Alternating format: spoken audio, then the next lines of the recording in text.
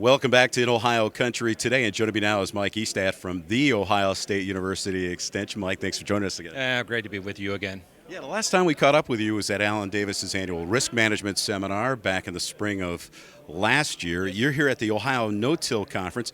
Let's talk about what you're speaking about again today. Well, we're going to basically, again, cover the whole issue of what I now term carbon programs. I think we were calling them carbon markets, but really I think there's this evolution or a change into what I would consider these multitude of programs that are coming at agriculture today. And I think one of the terms we've been using in at least the last year and a half is like it's the wild, wild west. Well, I think I'm going to change that a little bit about it's, and now I would consider it's the gold rush, because there's like a whole lot of money that is coming forward for conservation efforts, either through USDA, even the Inflation Reduction Act, the Smart Commodities Program that was just announced here recently. So farmers and ag enterprises and firms are going to have a lot of opportunities to maybe take that step into conservation that may also make them eligible for some of these carbon programs.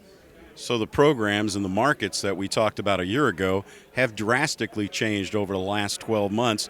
Do you see that continuing every year, more and more changes? Where do you see this all going? Well, if I knew that, I don't really know if I have that crystal ball, but it's like any other new business. There's different evolutions of it, and we had 1.0, we're probably 2.0 today. Carbon credit programs are having a hard time gaining some traction right now. I think it has a lot to do with world economics too. I think a year ago when we spoke, Russia hadn't invaded Ukraine yet, and we didn't have most of the EU worried about how they're going to heat their homes this winter, and that changed a lot of things. And as far as food supply and issues related to supply chain have not been solved yet. So a lot of the large potential buyers of carbon credits have, I'm not saying they have stopped, but their chief financial officer is having a talk with their chief sustainability officer now.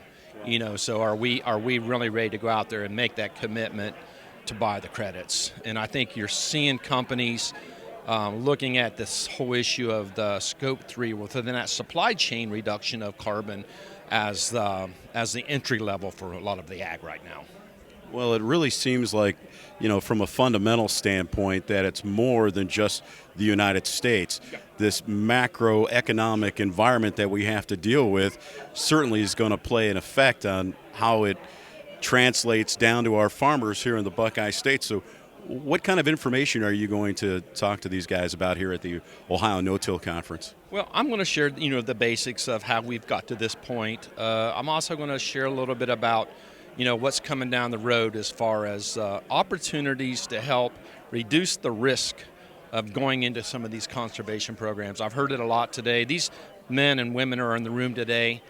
They've been long-term no-tillers. They've been long-term cover crop people. And I'm hearing education. I hear education. Don't give them the cost share without education, which, for my organization might be a pretty good thing. I just think that the risk reward as perceived by the agricultural community in these carbon markets or carbon programs is they're trying to do that cost benefit analysis right now, and in the increased amount of labor or data management that is involved with this. I just don't think farmers yet are ready for that, and it's expensive. Some of this is expensive. So some of the things that we're going to that will be opportunities for farmers to get some of that cost share. I've heard that word cost share a lot today, and that's okay.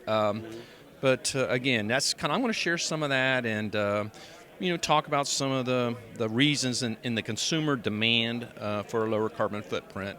I heard some of our speakers today saying, "Hey, we need to talk to the consumer."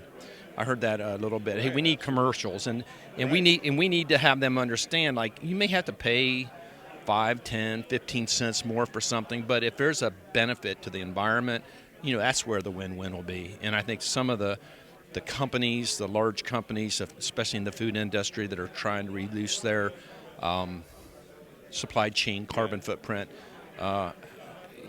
will be a benefit. And again, I heard the word, we got to stay profitable. So again, that's kind of a little bit I'll share with people today. Yeah, and again, we talk about the carbon footprint, we talk about the expense and all the things that are involved in that. The benefits of what it provides to the environment and to the land is really the ultimate goal, right? Sure, there's just the infrastructure's not there right now as far as how to measure the footprint too. There you go. Okay, so it's going to be a combination of blockchain. We know that, and some other things. And so I think there's hesitancy.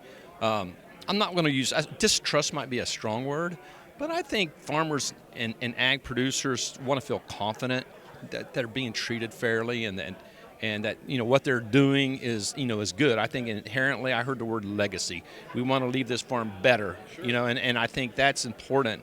But they still have to remain profitable. Yeah, and they don't want to be used from the standpoint of other people benefiting from this carbon monetary system.